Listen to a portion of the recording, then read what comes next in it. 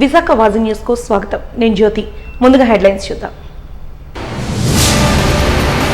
దక్షిణ నియోజకవర్గ దశాదిశ మార్చే రీతిగా అభివృద్ధికి శ్రీకారం చుడుతున్నాం. వార్డు పర్యటనలో భాగంగా ఎమ్మెల్యే వంశీకృష్ణ శ్రీనివాస్ హామీ.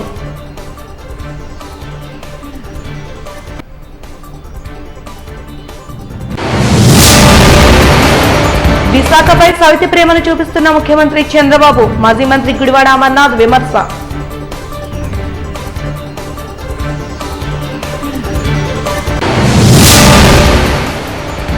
మంచినీటి కాలుష్యాన్ని అరికట్టి పారిశుద్ధ్యాన్ని మెరుగుపరచాలన్న ప్రజా ఆరోగ్య వేదిక రౌండ్ టేబుల్ సమావేశంలో విజ్ఞప్తి చేసిన సభ్యులు.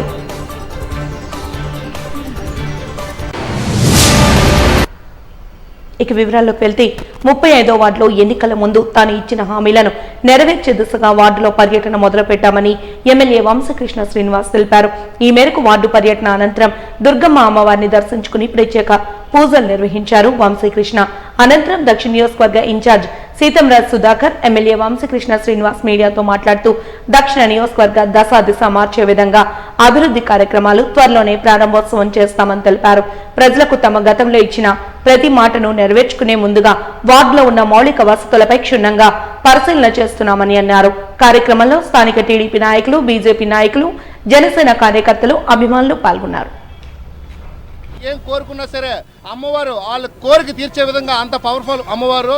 అలాగే ఈవేళ విశాఖ దక్షిణ నియోజకవర్గంలో అంధకారం అధికారం మారిపోవాలనే ఉద్దేశంతో మా స్థానిక ఎమ్మెల్యే శ్రీ ఉమ్మడి కూటమి ఎమ్మెల్యే శ్రీ వంశీకృష్ణ గారు కానివ్వండి, అలాగే మన TDP Telugu Desam party south incharge Shri Sitaram Sudhakar గారు కానివ్వండి, అంధకారంలో ఉన్న ఈ దక్షిణ నియోజకవర్గానికి వెలుగునివ్వాలనే ఉద్దేశంతో ఈరోజు గొప్పగా వాటి పోరాటం చేయడం కోసం, ఆ సమస్యలకు సమాధానం చెప్పడం కోసం, ఆ సమస్యల పరిష్కారం చేయడం కోసం ఇవాళ వార్డు పర్యటన ఇక్కడ అమ్మవారికి దండం పెట్టి ఇవాళ నిర్వహించడం జరుగుతుంది. కార్యక్రమానికి ఇచ్చేసిన ప్రతి ఒక్కరికి కూడా పేరు ధన్యవాదాలు తెలియజేసుకుంటూ రాబోయే రోజు ఈ సమస్యలన్నింటినీ కూడా చూపుతామని చెప్పేసి ఇవాళ అన్నగారు ముందు ప్రతిజ్ఞ చేస్తాం. మీకు ఈ రోజు దుర్గాలమ్మ గుడికి వచ్చి ఈ రోజు నుంచి క్షేత్రస్థాయిలో ఉండే సమస్యల పట్ల అవగాహన చేసుకుని ఆకలింపు చేసుకుని వాటిని సరిదిద్దే కార్యక్రమం ఈ రోజు నుంచి స్టార్ట్ అయింది.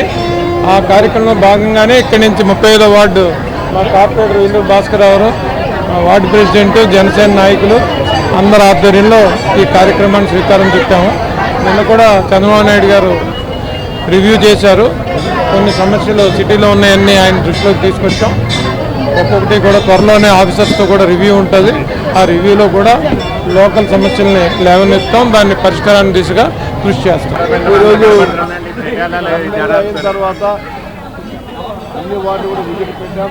మొట్టమొదటిగా 35వ వార్డులో ఇవాళ మేడు సుధార్ గారు, స్థానిక కార్పొరేటర్ ఇల్లూరు భాస్కర్ గారు, జనసేన నాయకులు, వార్డు ప్రెసిడెంట్లు, టీడీపీ నాయకులు అందరూ కూడా ఇవాళ ఏవైతే ఎలక్షన్ ముందు మేము హామీలు ఇచ్చామో, ఎక్కడైతే మేము ఇవాళ ప్రజలను కలవాలనుకున్నామో ఆ ప్లేస్లను కూడా విజిట్ చేసి ఇచ్చిన ప్రతి హామీని కూడా నెరవేర్చడానికి ఇవాళ నాంది పలికాం. నిన్నే పెద్దలు చంద్రబాబు నాయుడు గారు ఆధ్వర్యంలో రివ్యూ మీటింగ్ కూడా జరిగింది. ఆ మీటింగ్లో కూడా మేము ఇవన్నీ డిస్కస్ చేశాం. ఇచ్చిన ప్రతి మాటని ప్రపంచ పటంలో విశాఖపట్నం అత్యంత పరిశుభ్రమైన నగరంగా, ఒక ప్రసిద్ధిగాంచిన నగరంగా చేయాలి. మీరందరూ కూడా ఎదిగే కొద్దీ వెలుగు ఉండి ప్రజలకు ఏవైతే హామీలు ఇచ్చారో ప్రతి ఒక్కటి కూడా నెరవేర్చే విధంగా ముందుకు వెళ్ళాలని చెప్పేసి ఆయన కూడా మాకు సూచించడం జరిగింది. మరి ఈరోజు అందులో భాగంగా మేము వేళ అన్ని వార్డులో కూడా ఉదయం ఒక వార్డు, సాయంత్రం ఒక వార్డు, ప్రతి వార్డులో కూడా తిరిగి ఇచ్చిన ప్రతి హామీని కూడా నెరవేర్స్తాం. ఈ కార్యక్రమంలో వార్డులో పాటు జడ్జి గారు అలాగే స్థానిక అందరూ కూడా పాల్గొని ఇక్కడున్న ప్రతి సమస్యను కూడా నెరవేర్చడానికి మేము వచ్చాం. ఈ ప్రాంతం చాలా బిజినెస్ ప్రాంతం, అత్యంత పురాతనమైన నగరం ఇది. సో ఈ ప్రాంతంలో ఎక్కడ కూడా ఖాళీ ప్లేసెస్ లేదు. దానికోసం అన్వేషిస్తున్నాం. ఎక్కడ ఖాళీ ప్లేస్ ఉన్నట్టు కోర్టులు కానీ ఎక్కడ తిరిగినా కూడా దాని లీజుకి కానీ నాకు ఏదో రకంగా తీసుకొని ఒక మంచి రైతు బజార్ పెట్టడానికి మా ప్రయత్నం మేము చేస్తాం. విశాఖ ఉత్తర నియోజకవర్గ శాసనసభ్యులు పి విష్ణుకుమార్ రాజు శుక్రవారం రైతు బజార్లో కందిపప్పు రైస్ స్పెషల్ కౌంటర్ ను ముఖ్య అతిథిగా హాజరై ప్రారంభించారు. ఈ సందర్భంగా ఎమ్మెల్యే విష్ణుకుమార్ రాజు మాట్లాడుతూ ఆంధ్రప్రదేశ్ ముఖ్యమంత్రి నారా చంద్రబాబు నాయుడు సంబంధిత అధికారుల ఆదేశాల మేరకు కంచరపాలెం రైతు బజార్లో పెద్ద సంస్థాగత రిటైల్ దుకాణంలో స్పెషల్ కౌంటర్ ద్వారా కందిపప్పు బియ్యాన్ని మార్కెట్ ధర కంటే తక్కువ రేట్లలో ఈ తరహా నిత్యావసర వస్తువులు స్పెషల్ కౌంటర్ ద్వారా విక్రయించడం జరుగుతోందన్నారు. ఇది ప్రజలకు చాలా ఉపయుక్తంగా ఉంటుందన్నారు. కార్యక్రమంలో రైతు బజార్ ఎస్టేట్ అధికారి, పార్టీ శ్రేణులు, మహిళలు, వినియోగదారులు పాల్గొన్నారు.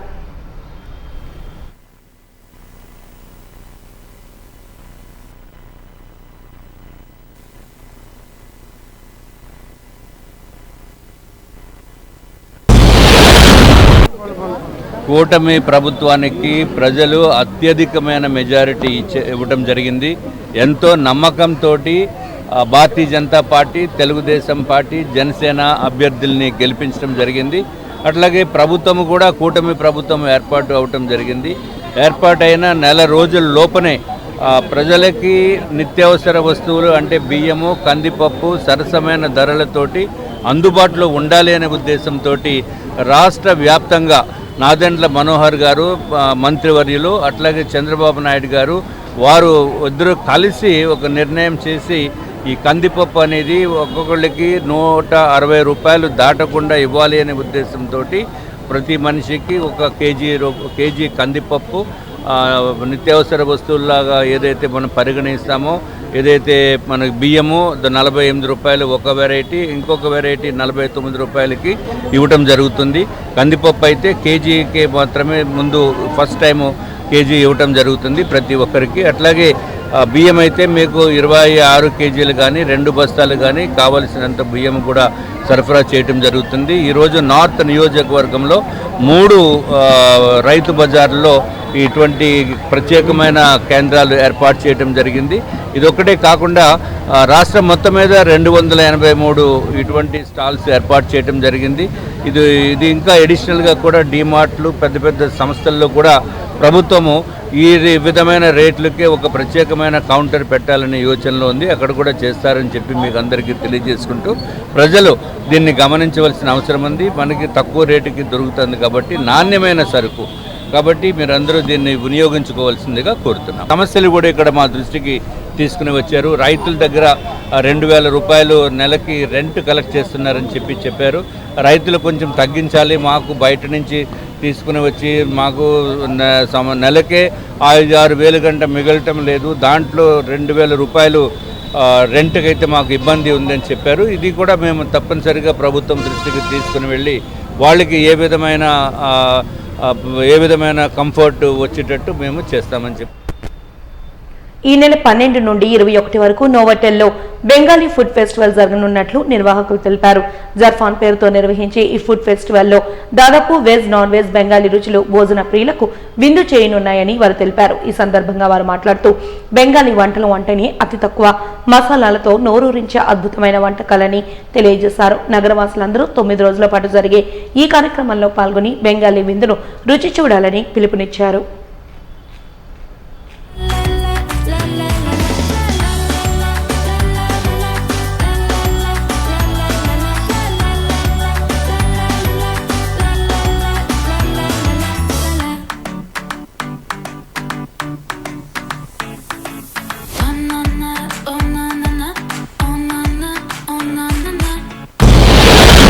Hotel Kolkata.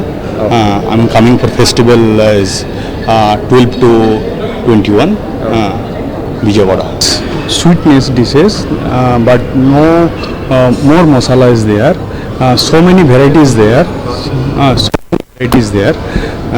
Then is less masala. So many items is there. Biryani is there. Fish pathuri is there, kosa mangso is there, then aloo posto is there, sukto is there, luchi is there, radha vallabi is there. So many varieties there. Rasagolla is there, and so many varieties is Bengal city of joy. So many Bengali food is Japan is available is there. This is kosa mangso is there, luchi and kosa mangso is there, malai curry is there, posto murgi. So many fish pathuri, so many varieties there. Using so many new masalas, Indian is there. Is then coconut, mustard, posto, so many new masala in just using. ఈరోజు మేము Novotel వైజాగ్లో జాఫ్రాన్ రెస్టారెంట్లో Bengali food festival start చేస్తున్నాము.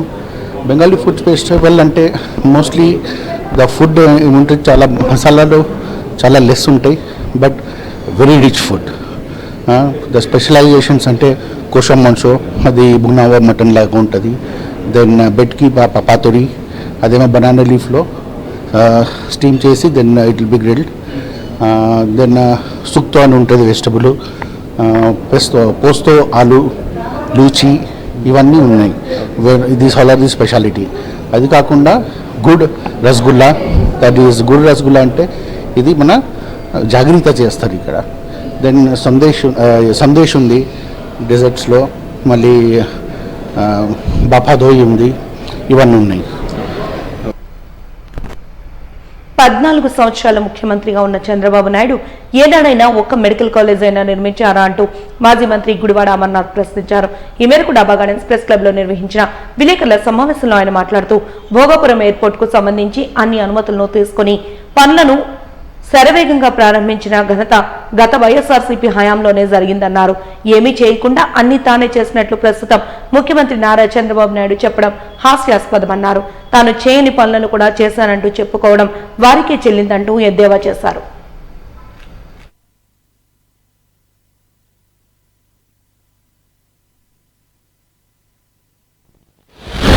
నాలుగోసారి ముఖ్యమంత్రిగా బాధ్యతలు చేపట్టినటువంటి చంద్రబాబు నాయుడు గారు మొట్టమొదటిసారిగా వారు ప్రమాణ స్వీకారం చేసిన తర్వాత నిన్న ఉత్తరాంధ్ర పర్యటనకు విచ్చేసినటువంటి సందర్భంలో వారు చేసినటువంటి కొన్ని వ్యాఖ్యలు, అలాగే ఉత్తరాంధ్ర మీద వారికి ప్రేమ ఉన్నట్టుగా ఆయన 45 సంవత్సరాల రాజకీయ జీవితంలో నాలుగోసారి ముఖ్యమంత్రిగా బాధ్యతలు చేపట్టిన తర్వాత కూడా గతంలో ఏమీ చేయనటువంటి వ్యక్తి వచ్చి ఇప్పుడు మళ్ళీ ఈ ప్రాంత ప్రజల మీద సవత్తల్లి ప్రేమ చూపించేటువంటి ప్రయత్నం చేసినట్టుగా కనబడింది.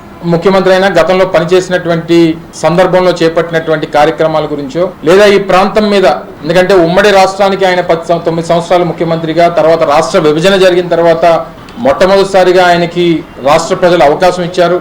ఆ 5 సంవత్సరాలు కూడా కేవలం ఒక ప్రాంతం మీద, ఒక ప్రాంతం గురించి, ఆ ప్రాంతంలో ఆయన చేపడుతున్నటువంటి, ఆయన పార్టీకి సంబంధించినటువంటి పెద్దలు చేపట్టినటువంటి కొన్ని కార్యక్రమాల గురించి తపన పడినటువంటి కార్యక్రమాలను మనం చూసాం. సరే, ఏదేమైనప్పటికీ వారు ముఖ్యమంత్రిగా తొలిసారి ఉత్తరాంధ్ర వచ్చినప్పుడు భవిష్యత్ కార్యక్రమాలు ఏంటి అనేటువంటివి చెప్పాల్సినటువంటి బాధ్యత, రానటువంటి కాలంలో ఈ ప్రాంతానికి ఏం చేస్తాం అనేటువంటిది చెప్పాల్సినటువంటి బాధ్యత సహజంగా ఉంటది. కాబట్టి అవన్నీ పక్కన పెట్టి ఇంకా జగన్మోహన్ రెడ్డి గారిని నిందించేటువంటి కార్యక్రమం, ఈ ప్రాంతానికి వైఎస్ఆర్ కాంగ్రెస్ పార్టీ ప్రభుత్వం గతంలో 5 సంవత్సరాలు ఏదో అన్యాయం చేసినట్టుగా వారు చిత్రీకరించేటువంటి ప్రయత్నం మనం చూసాం. ముఖ్యంగా అందులో భోగాపురం ఇంటర్నేషనల్ ఎయిర్పోర్ట్కి సంబంధించి 2019లో వైఎస్ఆర్ కాంగ్రెస్ పార్టీ అధికారంలోకి వచ్చేటువంటి సమయానికి 2200 ఎకరాలు ఏదైతే భోగాపురం ఇంటర్నేషనల్ ఎయిర్పోర్ట్కి సంబంధించి నిర్మాణం చేపట్టాలని చెప్పి నిర్ణయం తీసుకున్నామో, అందులో ఆ రోజు మేము అధికారంలోకి వచ్చినటువంటి సమయానికి ప్రభుత్వం చేతిలో ఉన్నటువంటిది కేవలం 377 ఎకరాలు. ఆ రోజు ప్రజల్ని మభ్యపెట్టడానికి 2019 ఫిబ్రవరి 14 ఒక శిలాఫలకం వేసేసి అప్పుడు కూడా ప్రజల్ని మభ్యపెట్టేటువంటి ప్రయత్నం చేశారు. సరే, తర్వాత ప్రజలు ఏ రకంగా నిర్ణయం తీసుకున్నారో మనం చూసాం. ఇప్పటికి కూడా ఆయన చేసినటువంటి కార్యక్రమంగానే దాన్ని చిత్రీకరించడం అనేటువంటిది చాలా ఆశ్చర్యానికి గురి చేసింది. ఎందుకంటే గత సంవత్సరం మే 3వ తారీఖున అనుకుంటా భోగాపురం ఇంటర్నేషనల్ ఎయిర్పోర్ట్కి సంబంధించి ఆ రోజు ముఖ్యమంత్రిగా ఉన్నటువంటి జగన్మోహన్ రెడ్డి గారు, దానికి సంబంధించినటువంటి I&I మినిస్టర్గా ఉన్నటువంటి నేను కానీ, లేదా కేంద్ర మంత్రివర్యులుగా ఉన్నటువంటి పెద్దలు జ్యోతిరాదిత్య సింధియా గారు దానికి పూర్తి స్థాయిలో అన్ని అనుమతులు తీసుకున్న తర్వాత పూర్తి స్థాయిలో నిర్మాణానికి ఏ రకమైనటువంటి ఆటంకాలు లేవు అని చెప్పి నిర్ధారణకు వచ్చిన తర్వాత పనులు మొదలుపెట్టినటువంటి ప్రభుత్వం జగన్మోహన్ రెడ్డి గారి ప్రభుత్వం. ఏమీ చేయకుండా అన్ని నేనే చేశాను అనేటువంటి మాట చెప్పుకునేటువంటి దాంట్లో చంద్రబాబు నాయుడు గారిని మించినటువంటి వ్యక్తి లేడు. అది ఈ రోజు కాదు, ఆయన మొదటి నుంచి ముఖ్యమంత్రిగా ఉన్నటువంటి నాటి నుండి ఉమ్మడి రాష్ట్రానికి కానీ తర్వాత కానీ ఆయనకు ఉన్నటువంటి మార్కెటింగ్ స్కిల్స్ బహుశా దేశంలో ఏ నాయకుడికి ఉండవు. ఎందుకంటే మేము చేసినటువంటి పనులు, మేము చేపట్టినటువంటి కార్యక్రమాలను కూడా ఆయనే చేసినట్టుగా ఇంకా ప్రజలకు చిత్రీకరించేటువంటి ప్రయత్నం చేయడం అనేటువంటిది కాస్త ఆశ్చర్యానికి గురి చేసింది. సరే, ఇప్పటి వరకు ప్రభుత్వం ఈ మేరకు చేసింది, ఇక నుంచి మేము కొనసాగిస్తామని చెప్పుంటే కొంచెం గౌరవంగా ఉండేది. వాళ్ళు ఈ పనులు మేమే మొదలు పెట్టాం, ఈ భూసేకరణ మేమే చేసాం, పర్మిషన్లు మేమే తెచ్చాం, ఇవన్నీ ఆయన చెప్పుకోవడం అనేటువంటిది కాస్త ఆశ్చర్యానికి గురి చేసింది. ఎందుకంటే ప్రతిదీ డాక్యుమెంట్, ప్రభుత్వానికి సంబంధించినటువంటి ప్రాజెక్టులు రాష్ట్రంలో జరుగుతున్నటువంటి క్రమంలో ప్రతిదీ డాక్యుమెంటెడ్ ఎవిడెన్స్ అనేటువంటిది ప్రతిదానికి ఉంటుంది. ఎన్వైరన్మెంటల్ క్లియరెన్స్లు కానీ ఇలాగ అన్ని రకాలుగా కూడా పూర్తి స్థాయిలో తీసుకొని ఈరోజు నిర్మాణం చేపట్టి దాదాపు 300-350 మెషిన్స్, రకరకాలైన ఎక్స్కవేటర్స్ కానీ, జేసీబీలు కానీ, రకరకాలైనటువంటి మెషినరీస్తో పనులు చేపట్టేటువంటి కార్యక్రమాలు కూడా మీకు చూపించేటువంటి కార్యక్రమం చేశాం. టెర్మినల్ బిల్డింగ్స్కి సంబంధించినటువంటి నిర్మాణాలు మీరు చూశారు. ఈ ప్రజల తాలూకు ఆకాంక్షలకు అనుగుణంగా చేపట్టినటువంటి ప్రాజెక్టులు, దాంతోపాటు మూలపేట పోర్ట్, అదే తర్వాత ఫిషింగ్ హార్బర్లు కానీ, లేదా మెడికల్ కాలేజీలు కానీ. ఎప్పుడన్నా మీరు గతంలో 14 సంవత్సరాలు ముఖ్యమంత్రిగా ఉన్నప్పుడు మెడికల్ కాలేజీల నిర్మాణం కానీ, ఇంజనీరింగ్ కాలేజీల నిర్మాణం కానీ, పోర్టుల నిర్మాణం కానీ ఎప్పుడన్నా ఆలోచన చేశారా? అప్పుడు కూడా ఉమ్మడి ఆంధ్రప్రదేశ్లో ఈ ప్రాంతాలన్నీ ఈ రాష్ట్రంలోనే ఉండేవి కదా. ఏదేమైనప్పటికీ ప్రజాస్వామ్యంలో ప్రభుత్వం నడిపించేటువంటి నాయకత్వాలు, ప్రజలు ప్రజాస్వామ్యంలో ప్రతి 5 సంవత్సరాలకు ఒకసారి ఎన్నికలు జరిగినప్పుడు వారు తీర్పునిస్తారు, దానికి అనుగుణంగా జరుగుతాయి. కానీ చేసినటువంటి కార్యక్రమాలు అసలు ఏమీ చేయనట్టుగా చిత్రీకరించేటువంటి కార్యక్రమం నిన్న ముఖ్యమంత్రి గారు చేసినటువంటి దాన్ని తీవ్రంగా ఖండిస్తా ఉన్నాం. రైల్వే శాఖలో కేంద్ర ప్రభుత్వం తీసుకొచ్చిన జాతీయ పెన్షన్ విధానాన్ని వ్యతిరేకిస్తూ east coast railway Shramik union divisional running staff branch Waltair division నగరంలో ర్యాలీ చేపట్టింది. విశాఖ రైల్వే స్టేషన్ నుండి దొందపర్తి డిఆర్ఎం కార్యాలయం వరకు రైల్వే ఉద్యోగులు భారీ ర్యాలీ నిర్వహించారు. ఈ సందర్భంగా union divisional coordinator T Rammohan Rao మాట్లాడుతూ ఆల్ ఇండియా మెన్స్ ఫెడరేషన్ పిలుపు మేరకు జాతీయ పెన్షన్ విధానాన్ని వ్యతిరేకిస్తూ డిఆర్ఎం ద్వారా ప్రధానికి వినతి పత్రం అందజేయడమే ఈ ర్యాలీ ముఖ్య ఉద్దేశమన్నారు. పెన్షన్ అంటేనే సామాజిక భద్రత అని, దాన్ని కేంద్ర ప్రభుత్వం విస్మరించడం బాధాకరమని అన్నారు. నూతన పెన్షన్ విధానాన్ని రద్దు చేసి పాత పెన్షన్ విధానాన్ని బేషరతుగా పునరుద్ధరించాలని డిమాండ్ చేశారు. కేంద్ర ప్రభుత్వం దిగివచ్చే వరకు పోరాటం సాగిస్తామని వారు స్పష్టం చేశారు.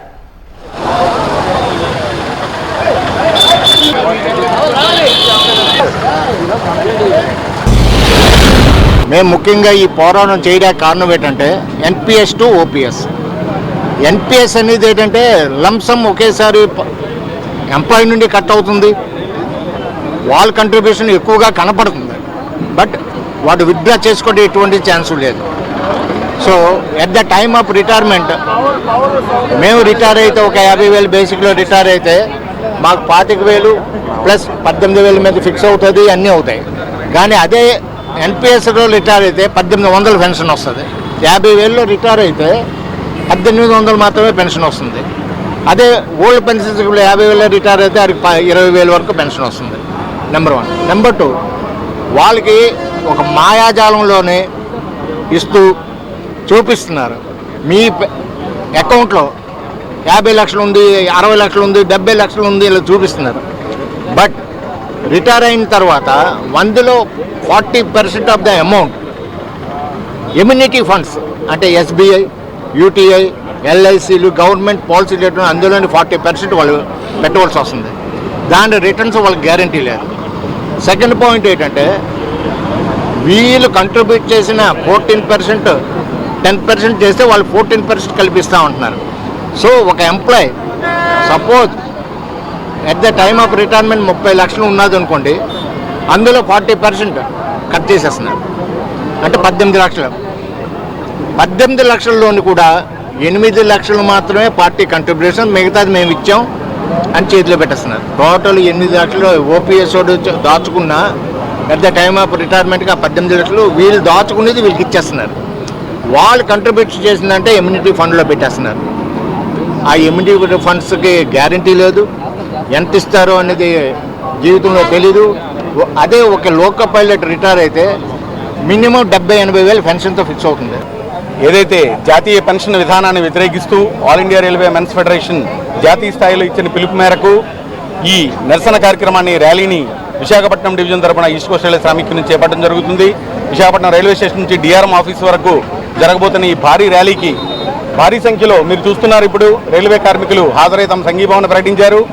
డిఆర్ఎం గారికి ద్వారా భారత ప్రధానమంత్రి గారికి ఒక మెమరాండంను సమర్పించబోతున్నాం మేము. ఆ మెమరాండంలో ఈ నూతన పెన్షన్ జాతీయ పెన్షన్ విధానాన్ని ఏదైతుందో రద్దు చేసి పాత పెన్షన్ విధానాన్ని బేషరతుగా పునరుద్ధరించాల్సిందే అన్న ఏకైక డిమాండ్తో ఈరోజు ఈ ర్యాలీని చేపట్టడం జరిగింది. మీకు అందరికీ తెలిసిందే, ఈ నూతన పెన్షన్ విధానం వల్ల పెన్షన్ అంటేనే సామాజిక భద్రత.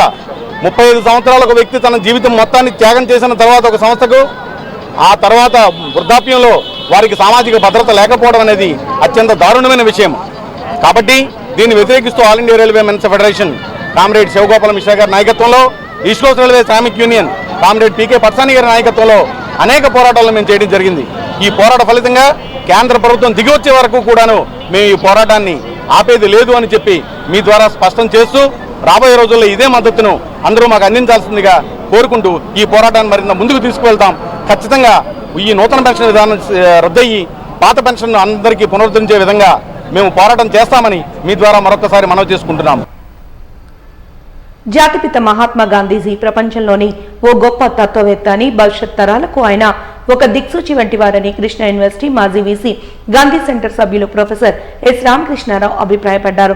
శుక్రవారం గాంధీ సెంటర్ ఆధ్వర్యంలో మాజీ వీసీ బాలమోహన్ దాస్ రచించిన జగతికి స్ఫూర్తి మన జాతిపిత పుస్తకావిష్కరణ సభ ఘనంగా జరిగింది. ఇంజనీరింగ్ విద్యార్థిని భావన ఆలపించిన వైష్ణవ జయతే ప్రార్థనతో కార్యక్రమం ప్రారంభం కాగా, రామకృష్ణారావు ప్రసంగిస్తూ బాలమోహన్ దాస్ గాంధీజీపై పుస్తకం రాయడం అభినందనీయమన్నారు. గాంధీజీ జాతిపితే కాదని, ప్రపంచానికి ఒక కాంతి రేఖ అని, ఎదుటివారు తప్పు చేస్తే క్షమించడం అన్నది గొప్ప మానవత్వం అని గాంధీజీ పేర్కొనేవారని గుర్తు చేశారు.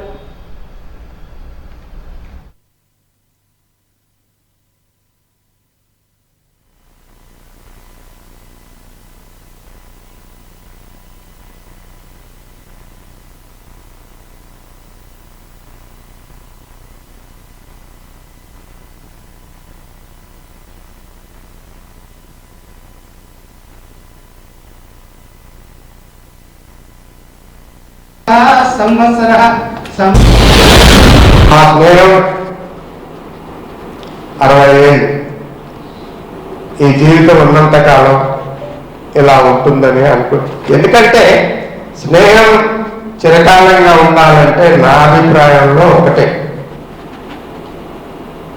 ఇద్దరి మధ్య ఎలాంటి పోటీతత్వం ఉండొచ్చు, తప్పలేదు. ఈర్ష్యతో కూడిన పోటీతత్వం ఉండకూడదు. అలాగే ఇద్దరి మధ్య ఎటువంటి విషయాలలో కూడా ఏదైనా భేదాభిప్రాయం వస్తే మాట్లాడుకోవడం, చర్చించుకోవడం, అది మనం చేయగలిగితే ఆ స్నేహం, ఆ బంధం చిరకాలంగా ఉంటుంది. తినట్టు అవ్వదు. కాకపోతే మాస్టర్ ప్రసన్న కుమార్ గారు అన్నట్టు ప్రతి ఒక్కరిలోనూ గాంధీ గారి స్ఫూర్తి ఉంటుంది. ప్రతి వ్యక్తిలో గాంధీ గారు ఇవాళ రిలవెంటా, రేపు రిలవెంటా అని చర్చ ఎప్పుడు జరుగుతుంది. బహుశా గాంధీ గారి గురించి చర్చించినంత, రాసినంత ఏ వ్యక్తి గురించి కూడా ప్రపంచంలో ఉండుండదని నేను అనుకుంటున్నాను. అందుకే వాడు అంత మహోన్నత వ్యక్తి. గాంధీ గారు మనం ఏ రోజు ఏం చేసినా కూడాను అంటే మనం ఆలోచించడంలో బట్టి ఉంటుంది, అన్వయించుకోవడంలో ఉంటుంది. ప్రతి పనిలోనూ గాంధీ గారి సూచనలు, ఆలోచనలు ప్రతిబింబిస్తాయి. కాకపోతే మనం తెలుసుకోలేకపోతే అది గాంధీ గారి తప్పు కాదు, అది మన లోపం అని నా అభిప్రాయం. రామమూర్తి గారు ఒకటి ఉన్నారు, చాలా అందరూ ఇక్కడ ఉన్న అందరినీ చూస్తే అందరూ పెద్దలే ఉన్నారు, మనకన్నా చిన్నవాళ్ళు, నెక్స్ట్ జనరేషన్, ఆ తర్వాత జనరేషన్కి అంటే చాలా మంది వాళ్ళ గాంధీ గారు ఎవరంటే రాహుల్ గాంధీ గారు అనేవాళ్ళు ఉన్నారు, అంతకుముందు వాళ్ళు రాజీవ్ గాంధీ గారు అనేవాళ్ళు ఉన్నారు, సోనియా గాంధీ గారు అనేవాళ్ళు, మహాత్మా గాంధీ గారు అనేవాళ్ళు తగ్గిపోతున్నారు. రావు అది మనం చేయాల్సింది. ఒక్కటే ఒక్క మాట, మనం గాంధీ గారి సూచనలు, రచనలు, వారి ఆలోచనలు ఏమాత్రం గౌరవం ఉన్నా, గాంధీ గారు ఏం చేసినా తను ఆచరించి చెప్పేవాళ్ళు. తన ఆచరణ చేయనిది బోధించాలని ఎప్పుడూ గాంధీ గారు నాకు తెలిసినంత వరకు అనుకోండి. అది మనం కనుక పాటించగలిగితే ఇవాళ మనం మాట్లాడుకునే environment cottage and village industries, trusteeship, cooperatives, ఇవన్నీ గాంధీ గారు ఎప్పుడో చెప్పారు. కాకపోతే ఏంటంటే మనకి ఎప్పుడో అవసరమైనప్పుడు గాంధీ గారు గుర్తొస్తారు. మామూలుగా గాంధీ గారిని గుర్తు చేసుకోండి. ఎక్కడ క్రైసిస్ వచ్చినప్పుడు, ఎక్కడ అన్ఎంప్లాయ్మెంట్ వచ్చినప్పుడు, రెస్ట్రిక్షన్ వచ్చినప్పుడు సడన్ గా గాంధీ గారి ఒకసారి వెనక్కి వెళ్ళి గాంధీ గారిని చూసి అయ్యో గాంధీ గారిని మర్చిపోయాం చూడండి. మంచినీటి కాలుష్యాన్ని అరికట్టి పారిశుద్ధ్యాన్ని మెరుగుపరచాలని ప్రజా ఆరోగ్య వేదిక రౌండ్ టేబుల్ సమావేశంలో ప్రజాప్రతినిధులకు, అధికారులకు సభ్యులు విజ్ఞప్తి చేశారు. జీవీఎంసీ ప్రజాప్రతినిధులకు ప్రజా ఆరోగ్య వేదిక రౌండ్ టేబుల్ సమావేశం జరిగింది. ఈ సందర్భంగా వారు మాట్లాడుతూ జీవీఎంసీ అధికారులకు పలు సూచనలు చేస్తూ విశాఖ ప్రజల ఆరోగ్యాన్ని కాపాడడానికి జీవీఎంసీ అధికారులు సిబ్బందితో పక్షం రోజులు ప్రత్యేక కార్యక్రమం చేపట్టాలని కోరారు. మహావిశాఖ నగరపాలక సంస్థ పరిధిలో అనేక ప్రాంతాల్లో మంచినీటి పైపులు మురుగునీటితో కలవటం వల్ల మంచినీరు కలుషితమై ప్రతిరోజు అనేక మంది తీవ్ర అనారోగ్యానికి గురవుతున్నారన్నారు. ప్రభుత్వం నిర్మించిన జేఎన్యూఆర్ఎం, ఆర్కే, వాంబే కాలనీలో శానిటేషన్ నిర్వహణ తీవ్ర అధ్వానంగా ఉండడంతో ఆ ప్రాంత ప్రజలు దుర్గంధంతో నిండిపోయాయని తెలిపారు. దాన్ని మెరుగుపరచండి, విశాఖ ప్రజల యొక్క ఆరోగ్యాన్ని కాపాడండి. పక్షం రోజులు అంటే ఒక 15 నుంచి 20 రోజులు ఒక పక్షం రోజులు మీరు మున్సిపల్ కార్పొరేషన్ జీవీఎంసీ ఒక ప్రత్యేక కార్యక్రమాన్ని తీసుకోవాలి. అంటే ఒక టార్గెటెడ్ ఆబ్జెక్టివ్తోని వీటన్నిటిని కంట్రోల్ చేయడానికి, వీటన్నిటినీ కూడా మొత్తం ప్రజలకి మంచినీరు, త్రాగునీరుని, మంచి నాణ్యమైన త్రాగునీరుని విశాఖ ప్రజలు అందించడం కోసం Visakhapatnam municipal corporation greater Visakha కృషి చేయాలని చెప్పని అది మా ముఖ్యోద్దేశం. ఈరోజు వాటర్ లైను, ఓపెన్ డ్రైన్స్ పక్కపక్కనే వెళ్తున్నాయి. అయితే ఏదో కొన్ని సంవత్సరాల క్రితం వేసినటువంటి ఆ జిఐ పైప్ లైన్స్ వాటర్లో నుంచి వెళ్ళేటప్పుడు, అటు గుళ్ళు కాలువ లోపల నుంచి వెళ్ళేటప్పుడు అవి తుప్పు పెట్టి రంధ్రాలు ఏర్పడుతున్నాయి. అంటే practical observation old police station దగ్గర, నేను పోస్ట్ ఆఫీస్ దగ్గర నేను చూసి అక్కడ డైరీ వస్తే అది ఐడెంటిఫై చేసి రీప్లేస్ చేయడం జరిగింది. సో ఆ గొట్టాలు ఖాళీగా ఉన్నంతసేపు ప్రాబ్లం ఏం లేదు, వాటర్ వెళ్ళేటప్పుడు ప్రాబ్లం లేదు. కానీ డ్రైన్స్ ఎప్పుడైతే నిండిపోతున్నాయో ఈ రంధ్రాలు పడినటువంటి గొట్టాల్లోకి ఈ మురికి నీరు దీంట్లోకి ఎంటర్ అయ్యి డ్రింకింగ్ వాటర్లో కూడా కొళాయిల ద్వారా వస్తున్నాయి. ఆ వాటర్ లైన్స్ని రీప్లేస్ చేసి అబౌవ్ ది గ్రౌండ్ డోర్ కనెక్షన్స్కి ఇచ్చేటట్టుగా ఎక్కడైతే డ్రైన్ నుంచి వెళ్తున్నాయో అవి రీప్లేస్ చేయడం అన్నది నెంబర్ 1. ఒకటి అవేర్నెస్ పబ్లిక్లో కూడా కొంచెం క్రియేట్ చేయవలసి వస్తుంది. ఫ్రెష్ వాటర్ స్టోరేజ్ చేసేటప్పుడు స్లమ్ ఏరియాలో పర్టికులర్గా వాళ్ళు 3-4 రోజులు ఎక్కువగా నిల్వ ఉంచుకున్నారందుకే వాటర్ ట్యాంక్, అక్కడ లోకల్గా ఉన్నటువంటి వాటర్ ట్యాంక్ వాటి వల్ల అక్కడ మస్కిటోస్ బ్రీడ్ అవుతాయి, లార్వా కూడా అక్కడ పెరగడానికి అవకాశం ఉంది. సో ఈ సీజన్లో మలేరియా కంటే డెంగ్యూ ఫీవర్స్ కొంచెం రావడానికి అవకాశం ఉంది. కాలంలో ఉండేటటువంటి నీళ్ళల్లోనూ క్యూలెక్స్, ఫైలేరియాకి సంబంధించినటువంటి మస్కిటోస్ కూడా పెరగడానికి అవకాశం. రెగ్యులర్గా సప్లై చేసేటటువంటి డ్రింకింగ్ వాటర్కి క్లోరినేషను కంపల్సరీగా అవుతుందా లేదా అని రిపోర్టు కంపల్సరీగా అధికారులు చెక్ చేసి చూసినట్టయితే ఇది కొంతవరకు మనం అవాయిడ్ చేయొచ్చు. నెంబర్ 1. నెంబర్ 2, ఈ ఇంజనీరింగ్ డిపార్ట్మెంట్ వారు కానీ, వాటర్ లైన్కి సంబంధించిన వారు కానీ ఈ లైన్స్ ఎప్పుడో వేసినటువంటి ఒక్కసారి చెక్ చేసి వాటిని కూడా రీప్లేస్ చేసి అబౌవ్ ద గ్రౌండ్ తీసుకొచ్చినట్టయితే మాత్రం ఖచ్చితంగా ఈ లోపాలు మనం కంట్రోల్ చేయడానికి అవకాశం ఉంటుంది. వాజన్ న్యూస్ ముగించే ముందు హెడ్లైన్స్ మరొకసారి చూద్దాం. దక్షిణ నియోజకవర్గ దశాదిశ మార్చే రీతిగా అభివృద్ధికి శ్రీకారం చుడుతున్నాం. వార్డు పర్యటనలో భాగంగా ఎమ్మెల్యే వంశకృష్ణ శ్రీనివాస్ హామీ.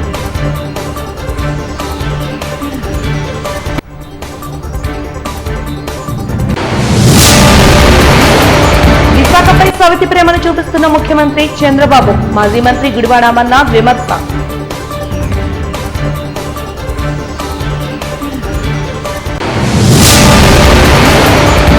మంచినీటి కాలుష్యాన్ని అరికట్టి పారిశుద్ధ్యాన్ని మెరుగుపరచాలన్న ప్రజా ఆరోగ్య వేదిక రౌండ్ టేబుల్ సమావేశంలో విజ్ఞప్తి చేసిన సభ్యులు.